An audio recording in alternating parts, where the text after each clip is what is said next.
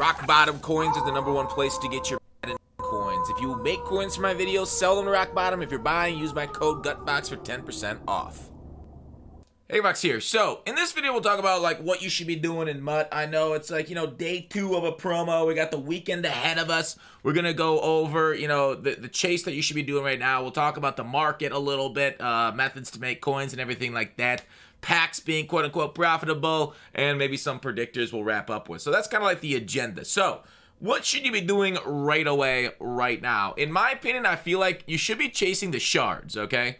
So, if you don't know what the shards are, it's right here under features. You can see that right there. Find fragments to assemble your legendary strategy item. Because strategy item is very good for Subo cards. We're going to get more Subo cards next week, of course, too. So, it's not a bad idea to go ahead and do that. So, where do you get them? Ones in challenges, a couples in field passes. But the field pass for this shard is so far away that, like, you might as well, like, not worry about it right now. The other ones are in house rules, which is what I'm going to be going for. So I just got to this one, level 10. You got to get to this shard. But this shard is so far down the road that I'm like, yeah, I can't get that right now. But I do suggest definitely getting it through. So I have 4 right now, right? So the other 2 that I'm missing are currently through house rules. And house rules takes a while, right? So if you want to, like, delay, because a lot of, like, good players are playing house rules right now for these shards. So take a look at rewards here. I'm missing this ring fragment for the shard or whatever. Ring fragment at level 8. So you got to get to level 8 along with getting to a certain level in solos, which you only have to do like half the solos to get it. So that's 3. There's 1 set for it, 5, and then the field pass for your 6th shard. Because that does give you good bonuses to the Subo cards. And since, like, Subo cards, if you can afford them, are top of the meta. If you can't, then maybe chasing them isn't a good idea. But there are some pretty decent budget cards in the Subo promo too, with some decent abilities. So that's, like, #1 thing I suggest is going ahead and chasing these shards to try and finish this off one for the 6 of them. All right, so anyways, there's the Subo fragment ring exchange. You can do that once. Otherwise, obviously you want to do your sets for that XP and the field pass and everything. Let's talk about, like, packs and everything. And let me talk about the market overall. So really, you can take a look at your field pass and do those things too. I want to talk about packs. Some people are saying packs are glitched for them. I ran packs yesterday. I pulled every single pack. Now, we'll talk about rerolls in a second here. But packs themselves specifically, I haven't seen any loopholes or anything based off the packs. I know, like, you can tell these things are, like, the new packs. Do you see how they're, like, in 420 versus the sharpness of Pro Elite? Now, hopefully you can see that through your screen as long as you're not in low res, but these are the new ones with the updated odds, so they are paying out better than the old ones. To be fair, they took away our Campus Hero 2 packs because those things are so good. So some people reported success. I tried them. I don't think I pulled a single thing above a 93 out of these things, and I spent quite a bit of coins on them. So your mileage may vary. You might get lucky. They're probably the most fun pack in the store right now for coins, if you want to say that. But I don't think there's any profit there. Now, if you guys are new to the channel, you've never heard this. If you're an experienced member of the channel, you have heard this many times. When we see a market dropping, and we saw the market drop by about 36% over the last 24 hours since the TVP went away, right? The line was 40%. We got to 36, so it didn't crash as much as we kind of expected. And obviously, some of the top cards did not crash. Some of them went up, just like we said. Those 5% of cards that, people are buying back because people sell their teams. But those demanded cards, they generally stay there or go up. But we're getting reduxes probably next week, so you really gotta, like, be patient with some of that stuff. Look to buy. I don't know if Legend Packs this weekend will have updated odds. I hope they do. That could drop the market a little bit more to under 2 per. We're at like 2.1 or so right now. So, anyways, some people, because of the drop in training at some, let's go ahead and show you the overall market and training and everything. So because of the drop in the market, right, we're at like 2-1 on a lot of these cards, like around here. You could snipe some of these things much lower. You can basically arbitrage from cheap training to expensive training, right? So you can suffer the slings and arrows of EA's terrible rate of, Subo pack player. This one was tragedy. These ones I feel like aren't as bad as far as arbitraging because it's a little better payout. But this one's like, I think I saw Grant run the numbers. It was like negative 2,000 training per roll on it, and that's even with a limited pull in his sample size.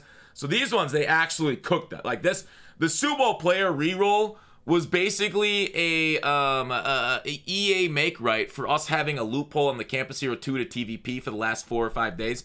So I would avoid the Super Bowl player reroll. Even though Super Bowl player roll costs are high, I'm not sure you can make up enough with the arbitrage to make up for how bad those rolls are. Now these ones people have been able to profit off of. I'm not sure about their profit margins at this moment, as I haven't rolled them today at all. But you were able to basically do these things, do the sets, sell the cards at a high inflated rate, and then make it back. Now, same thing could be said for certain packs yesterday when like 84s, or was it 84s, 86s, some of these in the mid era, because people were doing sets. People were doing that like 86 plus 88 or 88 or 90 plus set.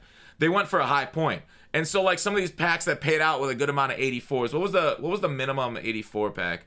I don't know. There's some of them that had like a minimum. They were paying out a lot of 84s on them. But was Wildcards paying out anything? I'm not sure. That was the 87s. But anyways, they were okay because those are high. Now those things that fell back to earth, so it's like a day one method of a new promo with those sets, and people realize how bad those exchange sets are, so they haven't done them as much anymore.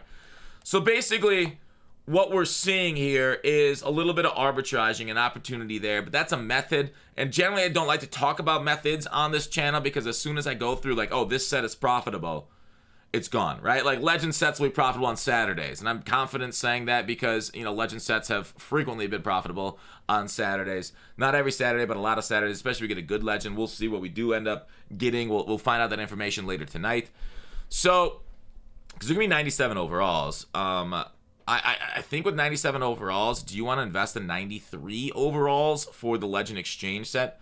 That might be okay, because if you look at old Legend sets, and I'll just show it off to you for a second, on Legend Saturdays, because they require a bulk of this like mid overall, sometimes it's low overalls go up, but I think frequently it's the mid ones.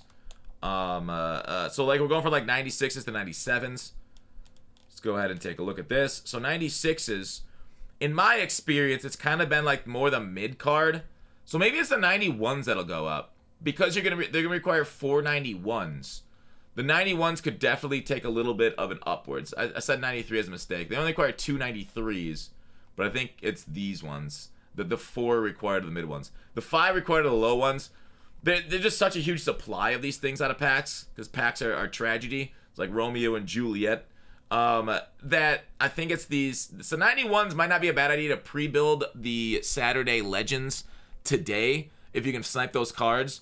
And then just have them, and then you can build the Legends for profit or sell them back at an inflated rate potentially tomorrow. We'll see if that comes true. We'll see. I mean, all of it really depends also on how rare the top pieces are and how good those Legends are. So there's a little bit of questions around that if it's gonna come true too. Obviously, all investment is fraught with risk. Don't listen to people on the internet too. I'm just a fox doing fox things. So your decision is your own. So anyways, also I gotta reiterate, sets, right? Sets. I talked about the arbitraging of rerolls, arbitraging of sets, because when the market overall drops, right? When the market overall drops, the set cards aren't in packs, so you don't see that kind of dropping with it. Okay, so like if the cheaper pieces get cheaper and the sets stay high because those aren't popping out of packs, potential profit. Okay, but again, I'm not. I used to be able to do this, but I can't do it anymore because it goes away and people get angry at me for ruining the shit. So that's what I want to talk about as far as making coins right now, with the arbitrage, with the methods that way. Packs not being around. I haven't seen a loophole yet. Let's talk about predictors for a second. Is it better to snipe 86s or 88s to do these predictors? I think it's about a horse a piece. Like I've seen 88s 8K and under, so you can get that. So you can get the for 88 2 of them. If you get for 8K and under, that means each predictor is 4K. I've literally seen that card right there at 8K. I just literally right before I booted up this video. Just double check. I've seen 86s. About like 4 and change. Right now, 86s on the market, if we want to take a look. 86s normally are 5, but I've seen this in the 4s Like I've seen 88s in the straight up 8K. So go ahead and do either one, and if you can buy it at a snipe price, like even if you just do every single set. Now that's gonna take a while, but it's basically EV positive doing these sets for 4K a pop. So you might as well just do them all if you got that kind of time. If it's worth it to you, that's the thing. I don't know if this is worth it to you, but it pays out 11.7, and one of them got to win, or 10 something. So you can do them all and have riskless, or you can throw it all on one and let it ride, because what's life without a little gamble? As for the best predictors, I used to do that stuff.